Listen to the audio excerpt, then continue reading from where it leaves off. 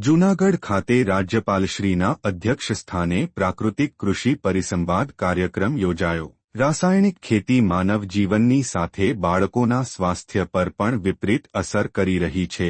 લોકોના આહારની અસર તેમના જીવન પર પડતી હોય છે, તેથી જ સામાન્ય બાબતોમાં લોકોમાં આક્રમકતા પણ જોવા મળે છે। ત્યારે ઈશ્વરીય વ્યવસ્થાનો સહયોગ કરીને પ્રાકૃતિક કૃષિના માધ્યમથી પ્રકૃતિ, પર્યાવરણ અને પાણીને દૂષિત થતા બચાવીએ।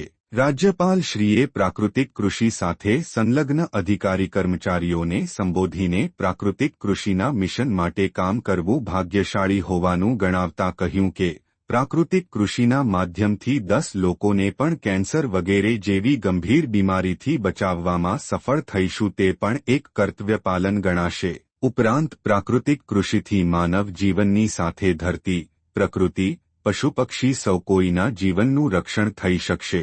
રાજ્યપાલશ્રીએ કહ્યું કે ભારતની વૈદિક સંસ્કૃતિ, વેદશાસ્ત્રો, ગીતા, ઉપનિષદ એ દરેકમાં કર્મના સિદ્ધાંતની વ્યાપકપણે ચર્ચા છે।